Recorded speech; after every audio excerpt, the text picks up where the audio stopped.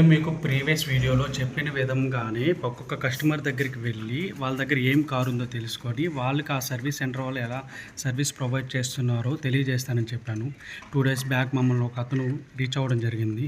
తను కూడా Tata Motors బాధితుడే. Shivshankar Tata Motors దగ్గర ఇచ్చింది కూడా నెల్లూరులో. సో అతను తన పెయిన్ఫుల్ లైఫ్ చెప్తానన్నాడు. అన్ఫార్చునేట్లీ తను మాకు రీచ్ అవ్వలేదు. ఈరోజు కాల్ చేశాను. సో ఆ కాల్ కన్వర్సేషన్ అంతా రికార్డ్ చేశాను. సో అది మీ ముందు పెడతాను, మీరు వినండి. తన పెయిన్ మామూలు పెయిన్ కాదు. సో నా బాధను కూడా తను అర్థం చేసుకున్నాడు. తనకి తగినంత సజెషన్స్ నాకు ఇచ్చాడు. నేను హ్యాపీగా ఫీల్ అవుతున్నాను. సో మీరు కూడా ఈ వీడియోని మొత్తం స్కిప్ చేయకుండా చూడండి. అలానే మీ కుటుంబ సభ్యుల్లో ఎవరికి ఇలాంటి ఇన్సిడెంట్లు మళ్ళీ మళ్ళీ జరగకూడదని కోరుకుంటున్నాను. ఈ video Tata Motors and Tata groups వరకు రీచ్ అవ్వాలని కోరుకుంటున్నాను. దానికి మీ అందరి సహకారం ఖచ్చితంగా ఉండాలి అని ఉంటుందని అనుకుంటున్నాను కూడా. సో నలుగురికి షేర్ చేయండి, అందరికి ఉపయోగపడుతుంది. అండ్ సర్వీస్ ఇంకా మెరుగ్గా కావాలని కోరుకుంటున్నాను. అదే నా ప్రయత్నం కూడా. నాకు టాటా మోటార్స్ అంటే ఎలాంటి కక్ష లేదండి. మంచి సర్వీస్ ప్రొవైడ్ చేయాలని కోరుకుంటున్నాను తప్ప ఇంకేం లేదు. నేను టాటా కారు కొన్నాను కాబట్టి హెడేక్ అంతా నేను ఇప్పుడు అనుభవించాల్సి వస్తుంది. నాకు టోటల్ ఓవరాల్గా ట్రస్ట్ పోయింది టాటా కార్స్ మీద.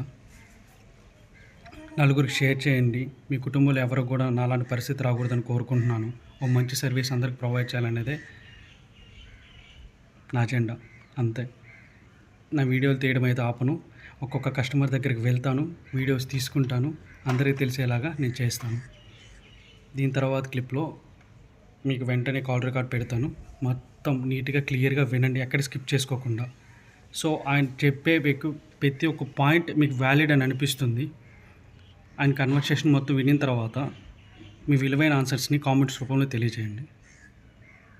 Thank you so much. మొత్తం చూడండి. డిసప్పేరింగ్ లో ఉండదు అంటే నాకన్నా ముందు వెళ్ళి మీ సర్వీస్ చేయించుకున్నారు అక్కడ. ఇష్యూ ఏముంది దాంట్లో అక్కడ వాళ్ళకాడ? బ్రో యాక్చువల్లీ నాకు కార్ ఇచ్చాను బ్రో. కార్ ఇచ్చిన తర్వాత ర్యాక్ బయట అయిందని చెప్పి వాళ్ళు ఏం పట్టించుకోలేదు. సర్వీస్ చేసేసానని చెప్పి టెంపరీ సర్వీస్తో నా కార్ ఇచ్చేసారు నాకు. నేనేం చెక్ చేసుకోకుండా రోడ్ మీదకి వచ్చాను. మినీ హైవే మీదకి వచ్చేటప్పటికి ఇంకా టర్న్ తీసుకోవాలి. అక్కడ నా కార్ ఆగిపోయింది నడి రోడ్లో. వెనకాల నుంచి బైక్లు కార్లు అన్నీ వచ్చి తప్ప వచ్చి ఆగిపోయాయి నా ముందు. సడన్గా ఆగిపోయింది కారు. అడిగితే మీకేం కాలేదు కదా, మీకేం జరగలేదు కదా అని ఆన్సర్ ఇస్తున్నారు. సో అందుకనే మీ వీడియో ఉంటే నాకు కొంచెం యూజ్ అవుద్దని.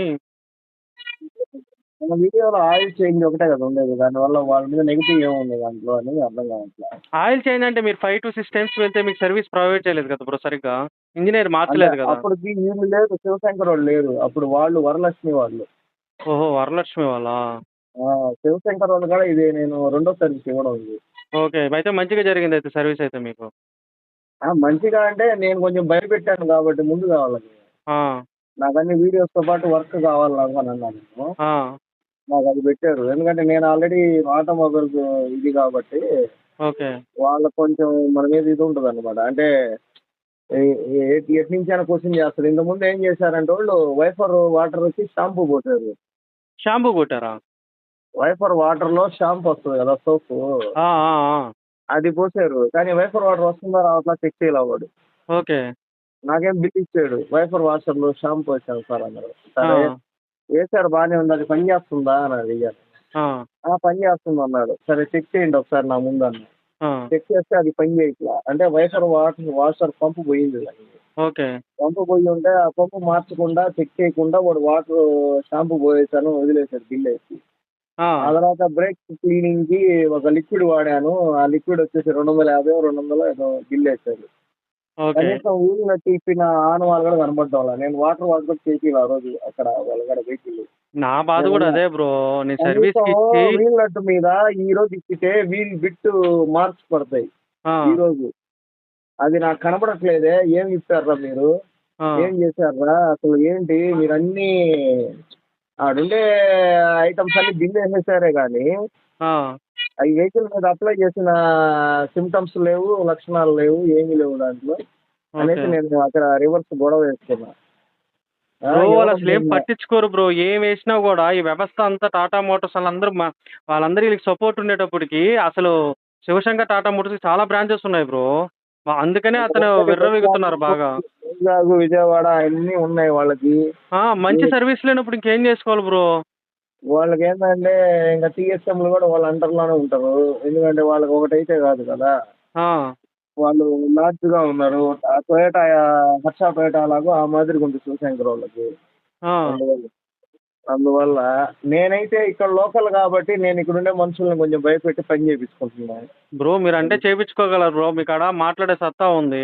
మాట్లాడినోడికి మంచి చేయాలి కానీ మాట్లాడట్లేదని చెప్పి వాడికి మోసం చేసేసి డబ్బులు గుంజి అదే ఎంతవరకు కరెక్ట్ నాకు బ్రో? పోయినసారి చేశారు కాబట్టి మోసం. ఆ, నేను నిలబడి అప్పుడు అన్ని ఉమ్, విప్పతీపిచ్చి నా ముందే ఉమ్, రాత్రి 9 దాకా చేయించా నేను. నేను ఓకే. వెళ్ళింది 6 గంటలకు డెలివరీకి. ఆ, 6:30కి వెళ్ళా. ఉమ్, నాకు అన్ని ఇప్పుడు చేసి ఆ బిల్ అట్టే నేను కడతాను. ఆ, ఒకసారి అన్ని ఓపెన్ చేసి అన్ని చూడండి అంటే అప్పుడు ఓపెన్ చేసి అన్ని రెడీ చేసి ఉమ్, నేను 8:30, 9కి తీసుకున్నా బండి. ఆ. వైఫర్ పంపు కూడా వారంటీ ఇచ్చారు. అది ఎంతో 1000-1200 ఉంటుంది. అది కూడా ఇచ్చారు వారంటీ. బ్రో అన్ని మనం అందరం మార్చి ఇంతలా కంప్లైంట్ చేస్తుంటే టాటా మోటార్స్ వాళ్ళు డీలర్షిప్ ఎందుకు క్యాన్సిల్ చేయలేకున్నారు బ్రో? అది క్యాన్సిల్ చేయాలంటే అది చిన్న విషయం కాదు కానీ అది క్యాన్సిల్ చేయరు ఆ విధంగా. అట్లా కాదు ఇప్పుడు బ్రో, ఇంతమంది నెగిటివ్ కామెంట్స్ ఇస్తున్నారు, రివ్యూస్ బాగాలేవు, ప్రాణాలు పోయే స్టేజ్కి వచ్చేస్తుంది. అసలు కారు కొనిందే టాటా మోటార్స్ అనేది మన పెద్ద ఆయన తలకాయ చూసే మనం కారు కొన్నాం.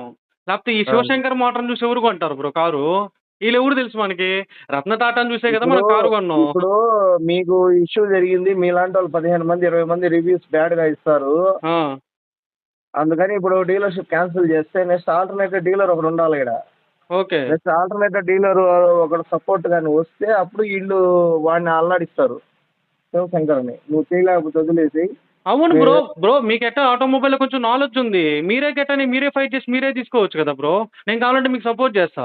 నాలెడ్జ్ ఉన్న వాళ్ళు దాన్ని తీసుకొని కొంచెం పబ్లిక్ మంచి సర్వీస్ ఇచ్చే చాలు బ్రో. అట్లా కాదు. వాళ్ళు అడిగే నామ్స్ వాళ్ళు అడిగే ఏరియా అదంతా మనం చూపించాలంటే చాలా అవుతుంది. ఆల్రెడీ వరలక్ష్మి వాళ్ళు ఆల్రెడీ కమర్షియల్ వాళ్ళు చేస్తా ఉండి ఈ ప్యాసింజర్ 3 ఏళ్ళు చేయలేక వాళ్ళు వదిలేశారు. ఓకే. అంటే వాళ్ళు ఆ విధంగా హైక్ అడుగుతారు అన్ని. అంటే ఓకే. కస్టమర్లు అని ఇంత ఉండాలా, ఇది ఇంత ఉండాలా, అంత ఉండాలా అని. ఇప్పుడున్న షోరూమ్ సరిపోద్ది అనుకోండి ఆ. వాళ్ళకి.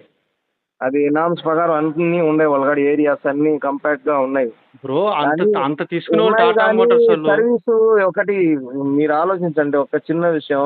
ఆ, ఇది ఎట్లా అంటే మన సోషల్ మీడియాలోకి వస్తుంది. ఇది ఎట్లా అంటే ఆ, ఇప్పుడు అందరూ బీటెక్ చదివేసి ఇంజనీరింగ్ చేసి ఉద్యోగాలు వెళ్ళిపోతున్నారు. అవును. మెకానికల్ గా ఎవరు వస్తున్నారు అది ఆలోచించాలి మనం.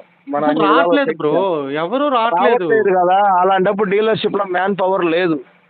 మ్యాన్ అసలు వాళ్ళకి పవర్ నాలెడ్జ్ లేనప్పుడే కూడా లేదు బ్రో. ఒక నేను అదే ల్యాండ్ సార్ ఉందని చెప్పేది. చెప్పేసి ఇచ్చేస్తే సరిపోతుందా? అచ్చా. నేను స్ట్రైట్ గా నేను ఫేస్ చేస్తున్నాను కాబట్టి ఆ, అలా ఇట్ట కాదు ఇట్ట అని అడిగి చేయించుకుంటున్నా. ఇప్పుడు మీకు నేను బేసిక్ గా చెప్పేది ఏంటంటే ఒకటే. ఇక్కడ ఆటోమొబైల్లో ఈ వర్క్ చేయడానికి ఇంటర్ చదివినోడు ఐటీ చదివినోడు ఎవరు రావట్లా.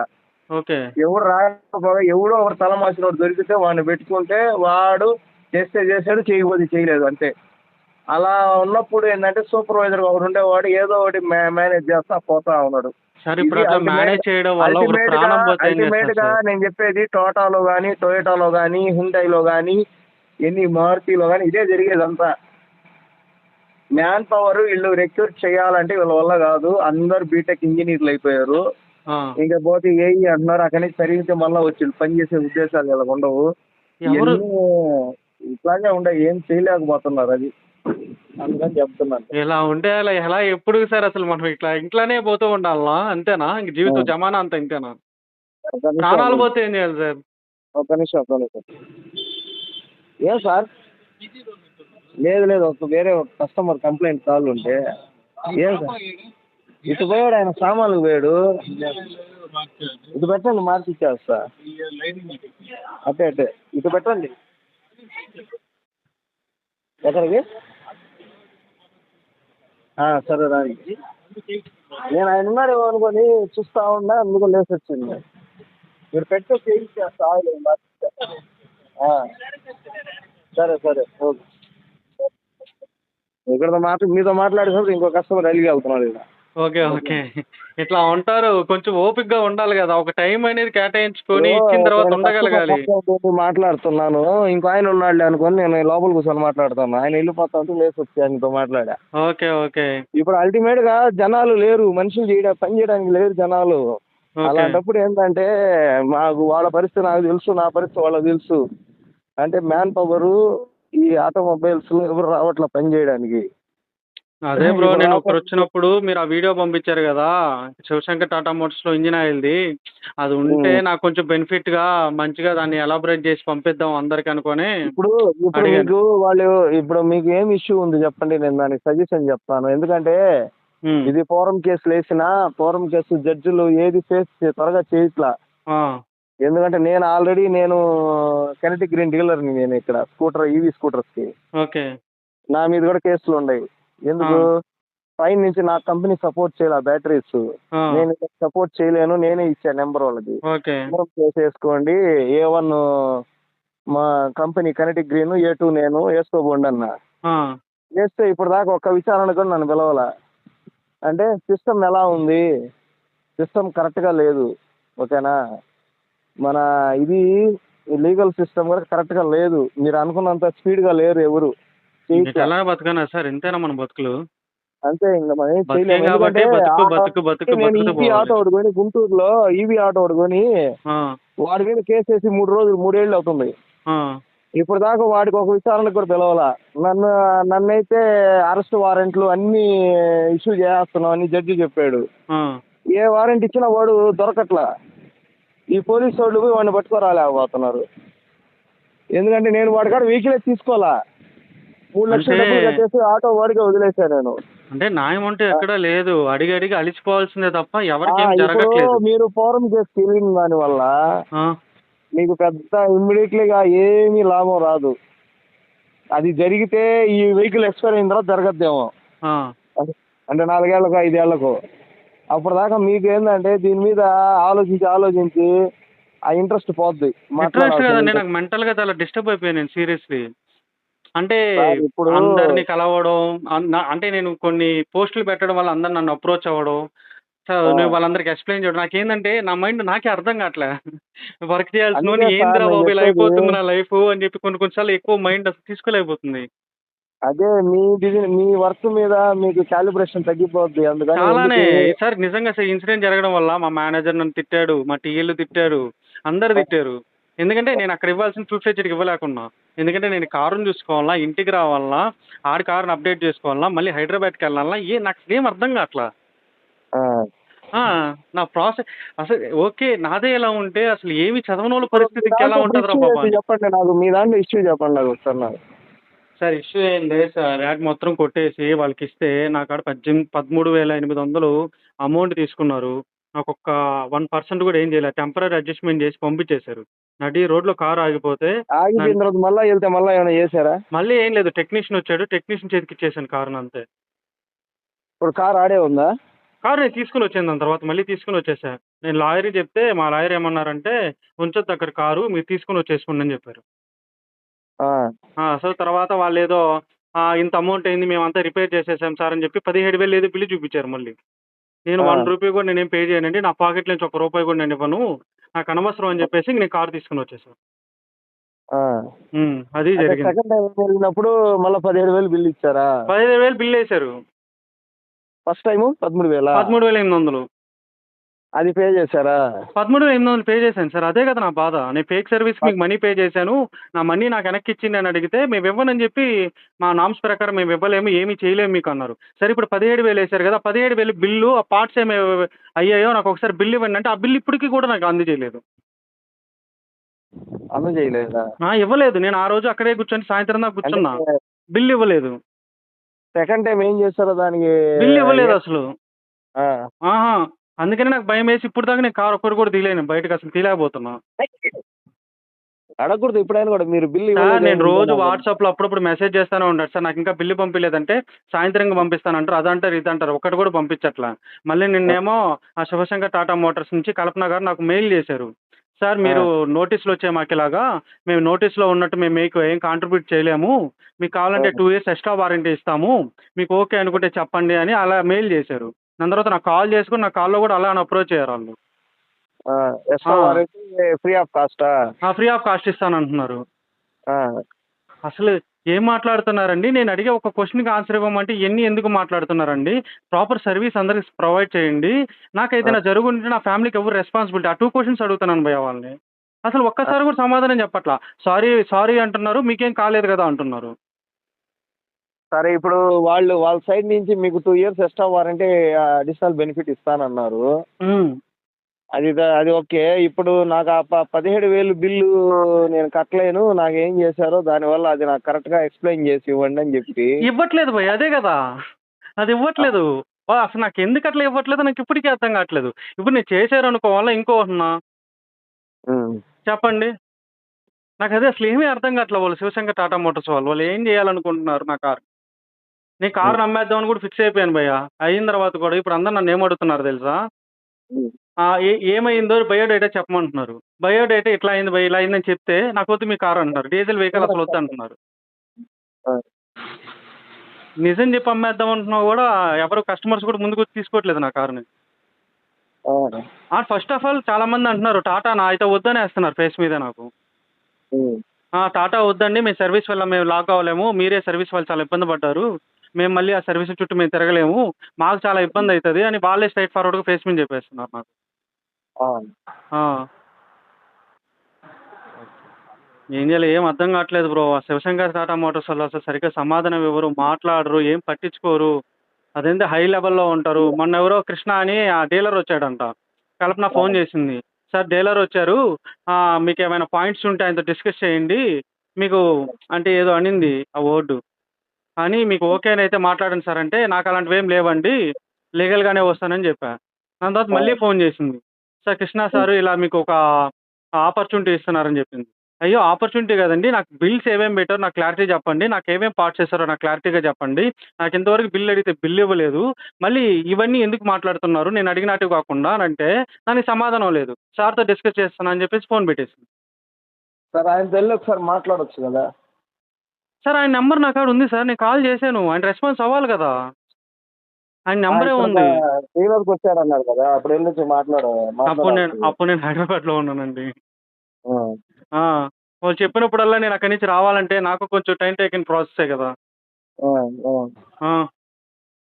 సరే నెక్స్ట్ ఎప్పుడు కలుస్తారో, నెక్స్ట్ ఆయన ఎప్పుడు వస్తారో నెల్లూరు చెప్పండి. నేను వచ్చి కలుస్తానని చెప్పి మాట్లాడి తీసుకోండి. సార్ కాల్ మాట్లాడితే సరిపోదు సార్. ఆయన నా కాల్ మాట్లాడినప్పుడు "నువ్వు లీగల్‌గానే వెళ్ళు. నీకు చాలా రెస్పెక్ట్ ఇస్తాను నేను. నువ్వు లీగల్‌గా ఏవైనా చేసుకో" అన్నట్టు చెప్పారు. ఆయన గాని, నాగార్జున ఇద్దరు. నాగార్జున టీఎస్ఎం అయినా ఆయనే. లీగల్‌గా వెళ్ళమన్నాడా? లీగల్‌గానే ఎళ్ళండి. మేము మీకు సపోర్ట్ చేస్తాము. మీరు ఎంత లీగల్‌గా ఎళ్తే మేమంత సపోర్ట్ చేస్తాము మీకు. అలాంటివేం పడవు మాకు అన్నట్టు చెప్పాడాయన. ఆహా! ఆ! బాగా బయట యూజ్ చేస్తున్నారు అయితే వాళ్ళు. అసలు ఇంకేం చెప్తామండి. అసలు నేను అడిగేది ఫ్యూ క్వెషన్సేనండి. బిల్లు 17 అయింది. పోయినసారి 13,800 అయింది. ఈ రెండిటికి ఏం చేశారు? దానికి ఏమేమి మార్చారో చెప్పమని అడిగా. నాకేదైనా జరిగుంటే ఫర్దర్‌గా నా ఫ్యామిలీ ఏమైపోతది? నాతో కూడా మల్లుడు కూడా వచ్చాడు. వాడికెవరు రెస్పాన్సిబిలిటీ అని అడిగా. సమాధానం లేదు. సారీ సార్ అంటారు. మీకేం కాలేదు కదా! అని ఎటకారమైన ఆన్సర్ సార్ అది. అది వింటుంటేనే అసలు చాలా కోపం వస్తుంది నాకు. హ్మ్. హ్మ్. ఇంకేం మాట్లాడతాను చెప్పండి అలాంటి వాళ్ళతో? సార్ ఈ లీగల్ వాళ్ళు కూడా ఏమి కరెక్ట్‌గా లేరు. వాళ్ళు ఈరోజు మీ కాడ ఏదో ఫీజు తీసేసుకొని అలా గాలికి వదిలేస్తారు అంతే. ఫీజు వచ్చిందాకే వీళ్ళు మాట్లాడతారు మీతో. ఏం అర్థం కావట్లేదు సార్ అసలు. అందువల్ల నేను చివరికొందొస్తుంది. చెప్తున్నా. వాళ్ళతో ఏమన్నా ఉంటే నేరుగా మాట్లాడి సెటిల్ చేసుకొని ఆ ఎక్స్టర్నల్ వారంటీ అయినా తీసేసుకోండి. ఏదో ఒకటి చూడాలి సార్. ఏం అర్థం కావట్లే అసలు మైండ్ దొబ్బేస్తుంది ఈళ్ళ వల్ల టాటా వల్ల. నేనసలు కొనడానికే టాటా కారును, రత్న టాటా గారే. అసలు కార్ అసలు ప్రిఫర్ కూడా చేసుండను. బిల్డ్ క్వాలిటీ అన్నారు గానీ అక్కడ బిల్డ్ క్వాలిటీ కూడా ఏం కనబడట్లేదు సీరియస్‌లీ. ఆ బానెట్ మీద ఉన్నది ఒకటే టక్ టక్ టక్ అని సౌండ్ వస్తది. మిగతావన్నీ టప్ టప్ టప్ అని సౌండ్ వస్తాయి. హ్మ్. మా మేనేజర్ కాడ టియాగో ఉంది. అదెప్పుడో 2011, 2010 మోడలు.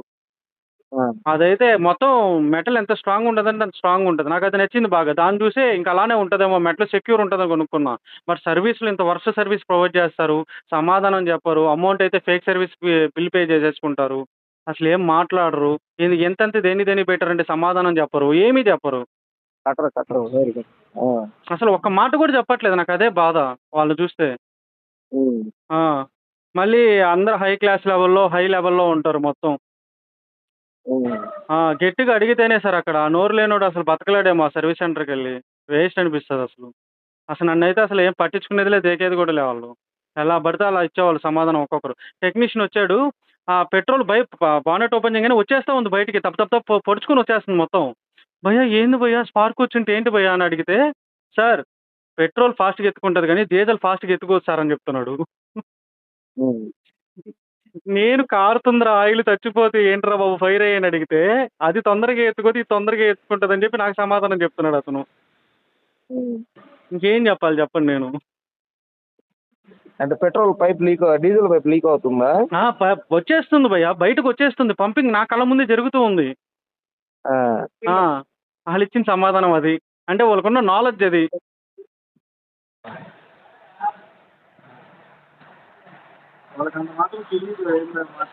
నాకు అదే అర్థం అవుతుంది సార్. అసలు ఒకరు కూడా వాళ్ళకి అసలు ఏం నాలెడ్జ్ లేదు. నాలెడ్జ్ లేకుండానే సర్వీస్ సెంటర్ ఇవన్నీ మెయింటైన్ చేసేస్తున్నారు.